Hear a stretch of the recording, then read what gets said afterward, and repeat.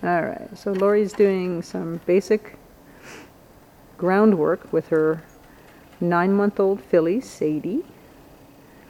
Basically just teaching her to go forward on cue, a little bit of pressure on the halter to move her hip over.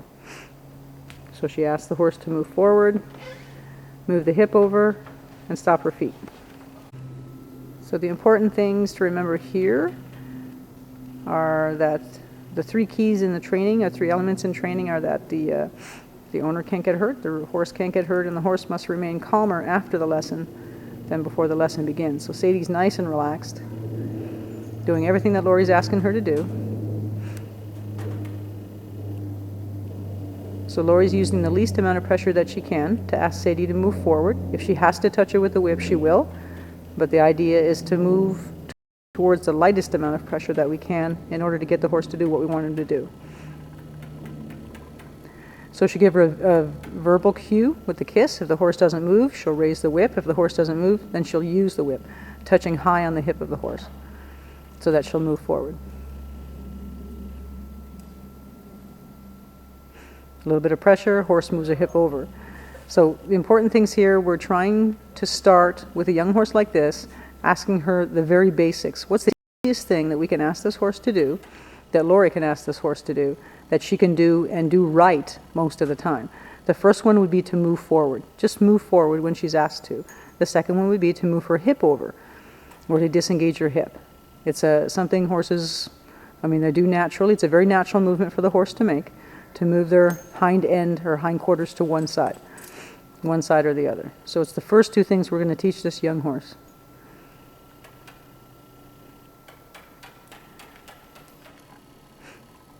So teaching her to focus on Lori, to ignore any distractions that might come up. Now see there, she put a little bit of pressure on the halter herself. And as far as softness goes, it's something that Lori's going to be working on with this young horse forever.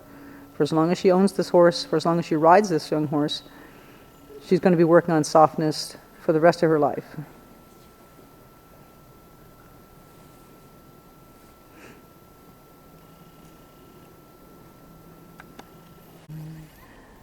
Okay, so Lori's played with the hips a little bit. Now what she's going to do, again, same thing. She's going to ask the filly to move forward. A little bit of pressure on the halter.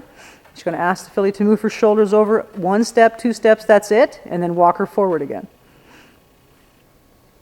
She'll walk her forward, a little bit of pressure on the halter. She'll ask the filly to move over a couple of steps with her shoulder, and then walk her forward again. A little bit of pressure. Filly takes a couple of steps over. Drop the pressure, ask the filly to walk forward again. Now, what we don't want doing is what the filly's doing right now, which is moving the shoulders over on her own. So it looks cute and it's kind of cool when she does it by herself, but we don't want her making those decisions. And what that equates to is when you start riding the horse, they start leaking out through their shoulders when you touch the rein, which is not what we want her to do.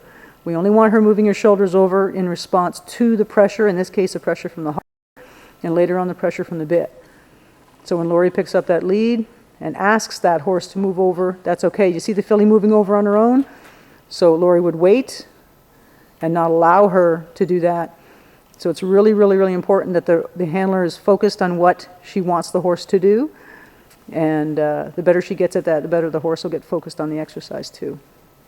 But the filly is going to try to not have that pressure on the halter. She's going to do with enough repetition, she's going to start doing that movement on her own, but we don't want her doing that on her own.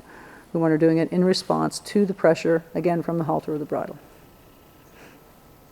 So if Lori asks the horse to move forward, focusing on the hips now, she asks the horse to move forward. If she wants to move the shoulders over, if the filly does it on her own, what Lori is going to do is just pick up the pressure and disengage the hip and start again.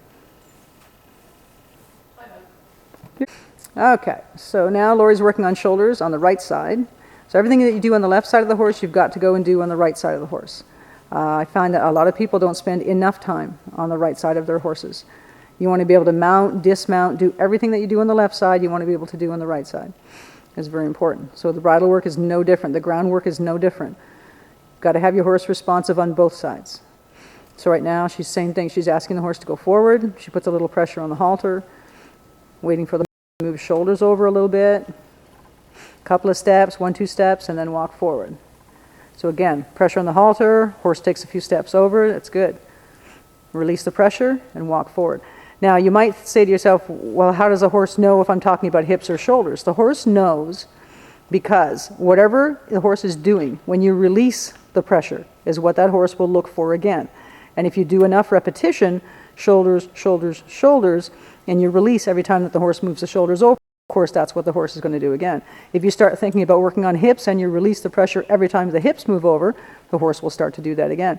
Horses obviously are extremely intelligent, and they are so sensitive that as you do this over the years, this horse is going to get so good with Lori teaching it that it's going to be that sensitive. It's going to know. As she's thinking about something, she's going to be different as she does it. When she rides this horse, John would say that as you think differently, you are different.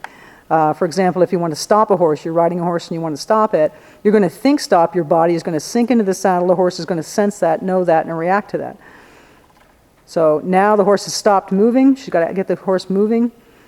You've got to have movement to train. It's very important, obviously, to have movement to train. So ask the horse to move, pick up the halter, a little bit of pressure on the lead rope, ask the horse to move a couple of steps over, and then walk forward again. So I love how calm this little filly is, how focused she is on what she's doing, and Lori's doing a good job.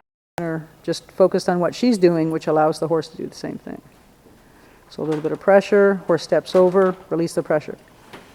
So it's the repetition of doing this over and over and over again that cements the lesson.